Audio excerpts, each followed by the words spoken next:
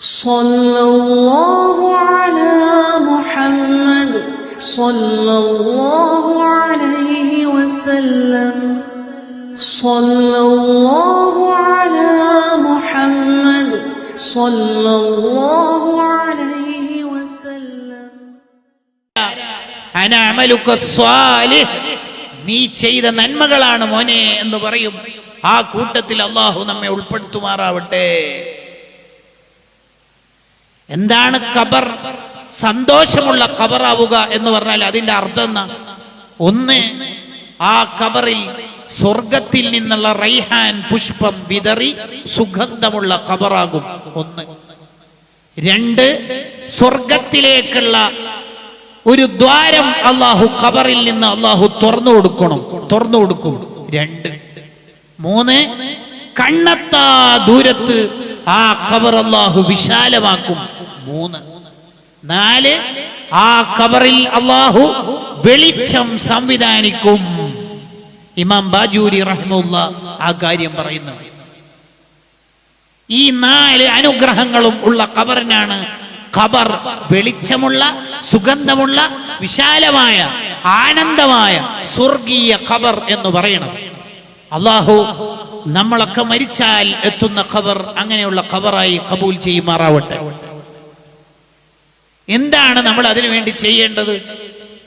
6 കാര്യങ്ങളാണ് അതിന് പറയുന്നത്. 6 കാര്യങ്ങൾ. നമ്മുടെ ഖബർ വെളിച്ചമായി കിട്ടണം, സന്തോഷമുള്ള ഖബറാവണം. അതിനെന്ത് വേണം? ഒന്ന്, എല്ലാ രാത്രിയും തബാറക സൂറത്ത് ഓതുന്നവരാവണം. എങ്കിൽ ആ ഖബർ വെളിച്ചമുള്ള ഖബറായിരിക്കും. ആ ഖബർ ശിക്ഷയുടെ ഖബറായിരിക്കൂല. ഹിയൽ മുൻജിയ, അത് ശിക്ഷയിൽ നിന്ന് രക്ഷപ്പെടുത്തുന്ന സൂറത്താണ്. തുൻജി മിൻ അദാബിൽ ഖബർ, ഖബർ ശിക്ഷയിൽ നിന്ന് രക്ഷപ്പെടുത്തുമെന്ന് നബിയുനാ റസൂലുള്ളാഹി സ്വല്ലല്ലാഹു അലൈഹി വസല്ലം. അപ്പോ ഒരു സംശയം, എപ്പോഴാണ് ഓതേണ്ടത് ഉസ്താദേ? രാത്രി എന്ന് പറഞ്ഞാൽ ഇശാ മഗ്രിബിന്റെ ഇടയിൽ ഓതലാണ് അഫ്ളൽ. ഉറങ്ങണതിന് മുമ്പ് ഓതിയാൽ മതി. എത്ര വൈകിയാണ് ഉറങ്ങുന്നതെങ്കിൽ അതിന് മുമ്പ് ഓതിയാൽ മതി. ഉറങ്ങണതിന്റെ തൊട്ട് മുമ്പാവാം, കുറെ മുമ്പാവാം. രാത്രി ഓതിയിട്ടേ കിടക്കാൻ പാടും. ഓക്കെ. രണ്ടാമത്തെ ഒരു സംശയം, അതെന്താണോ? ഞാൻ പരമാവധി ഓതാറുണ്ട്, വല്ലപ്പോഴൊക്കെ മിസ്സായി പോയാൽ എന്താണ് അതിന്റെ വിധി? മിക്ക രാത്രിയിലും ഓതുക എന്നാണ് ഇതിന്റെ അർത്ഥം. ജീവിതത്തിൽ 10-45 കൊല്ലം ജീവിച്ചിട്ട് ഒരു വട്ടമോ 2 വട്ടമോ അയാളെടുത്ത് നിന്ന് ഒഴിവായിപ്പോയി എന്നതുകൊണ്ട് ഈ ഓഫർ നഷ്ടപ്പെടൂല. ഓ അൽഹംദുലില്ലാഹ്. അത് വേറൊരു സംശയം കൂടി, എനിക്കല്ല, എൻ്റെ സുഹൃത്തിന്റെ സംശയം ഉസ്താദിനോട് ഞാൻ ചോദിക്കാം. ചോദിച്ചു. ഇയാൾ ഇപ്പൊ അടുത്താണത്ര ഈ ഖബർ ശിക്ഷയിൽ നിന്ന് രക്ഷപ്പെടാനുള്ള സൂറത്തുൽ മുൽക്കാണെന്നും അതിന്റെ മഹത്വം ഇങ്ങനെയാണെന്നൊക്കെ പഠിച്ചത്. ഇപ്പൊ അടുത്ത് മുപ്പര് ഏതോ ഒരു വയലിലോ ക്ലിപ്പിലോ കേട്ടതാണ്. അന്ന് മുതൽ മുപ്പര് ഓതാറുണ്ട്. മുപ്പരിക്ക് ഒരു ബേജാർ എന്താന്ന് വെച്ചാൽ, നീയെല്ലാം മുമ്പേ ഓതാറുണ്ടല്ലോ, ഞാനിപ്പോ 28-ാം വയസ്സിൽ ഇത് കേൾക്കണ തന്നെ, അപ്പോൾ നമുക്കൊക്കെ ഈ ഓഫർ ഉണ്ടാവുമോ? ഓ, അതാണോ സംശയം? മറുപടി, തബാറക സൂറത്ത് ഓതിയാൽ ഖബർ ശിക്ഷയില്ലെന്ന് കേട്ടതെന്നാണോ അന്ന് മുതൽ ഓതുക എന്നുള്ളതാണ് അതിന്റെ ഓഫറിന്റെ മാനദണ്ഡം. അൽഹംദുലില്ലാഹ് ഉസ്താദ്, എത്രയോ കാലമായിട്ടുള്ളൊരു സംശയം.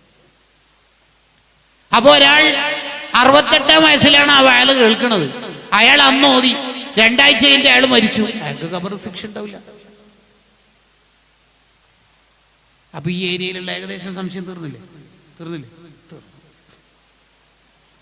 ഒരു കാര്യം പഠിക്കുമ്പോൾ അങ്ങനെ ഫുള്ളായിട്ട് പഠിച്ചേക്കണം. വിശദ പഠനത്തിന് ഇമാം ജറദാനി റഹിമഹുല്ലയുടെ ഫതുഹുൽ അല്ലാം നോക്കിയാൽ മതി. അപ്പൊ ഒന്നാമത്തത്, ഖബർ ശിക്ഷയിൽ നിന്ന് രക്ഷപ്പെടാൻ ഖബർ രക്ഷപ്പെട്ടാൽ ബാക്കി മുഴുവനും രക്ഷപ്പെടാലോ. അതിനുള്ള ഒരു വഴിയാണ് തബാറക സൂറത്ത് സ്ഥിരമായിട്ട് ഓതുക. ചില ആൾക്കാർക്ക് ഖത്മ ഓതുന്നതിന്റെ ഇടയിൽ പതിവായി ഓതുന്ന സൂറത്തിനെ ഒന്നും വലിയ മെയിൻ്റ് കൊടുക്കൂല. അത് ശരിയല്ല, ആ നിലപാട് ശരിയല്ല. ഉദാഹരണത്തിന് നാളെ വെള്ളിയാഴ്ചയാണ്, ചില അൽക്കഫ് ഓതൂല. ഖത്തം തീർക്കണ്ടേ? വേറെ ഏത് സൂറത്ത് ഓതുന്നതിനേക്കാളും അഫ്ളൽ നാളെ അൽക്കഫ് ഓതുന്നതാണ്. കാരണം വെള്ളിയാഴ്ച പ്രത്യേകമായി ഓതണമെന്ന നിർദ്ദേശം ഹദീസിൽ വന്ന സൂറത്താണ് സൂറത്തുൽ കഹ്ഫ്. അതോതണം. അപ്പൊ രാത്രി ഓതാൻ നിർദ്ദേശം വന്ന തബാറക്ക ഒഴിവാക്കരുത്. അങ്ങനെയുണ്ട് ചില ആൾക്കാര് ഖത്ം ഓതുന്നതിന്റെ ഇടയിൽ ജീവിതത്തിൽ നിലനിർത്തി പോകുന്ന ഔറാദുകളൊക്കെ മിസ്സാക്കും. അത് ശരിയായ റൂട്ടല്ല, ആ നിലപാട് ശരിയല്ല. നബി സല്ലല്ലാഹു അലൈഹി വസല്ലം തങ്ങൾക്ക് ഏറ്റവും ഇഷ്ടപ്പെട്ട അമൽ സ്ഥിരം ചെയ്യുന്ന അമലാണ്. വഇൻ ഖല്ല, അത് എത്ര കുറവാണെങ്കിൽ. മസ്റൂഖ് റളിയല്ലാഹു അൻഹു ആയിഷ റളിയല്ലാഹു അൻഹയോട് ചോദിക്കുന്നുണ്ടല്ലോ, നബി സല്ലല്ലാഹു അലൈഹി വസല്ലം തങ്ങൾക്ക് ഏറ്റവും ഇഷ്ടപ്പെട്ട അമൽ ഏതാണ്? ഖാലത്ത്, മഹദിയുടെ മറുപടി അദ്ദായിം, സ്ഥിരം ചെയ്യുന്ന കാര്യങ്ങളാണ്. 10 സ്വലാത്ത് സ്ഥിരം ചെല്ലുന്നുണ്ട്, അത് സ്ഥിരം ചെയ്തുകൊണ്ടിരിക്കണം. അത് വേണം. ഖബർ ശിക്ഷയിൽ നിന്ന് രക്ഷപ്പെടാനും ഖബർ വെളിച്ചാവാനുള്ള രണ്ടാമത്തെ കാര്യം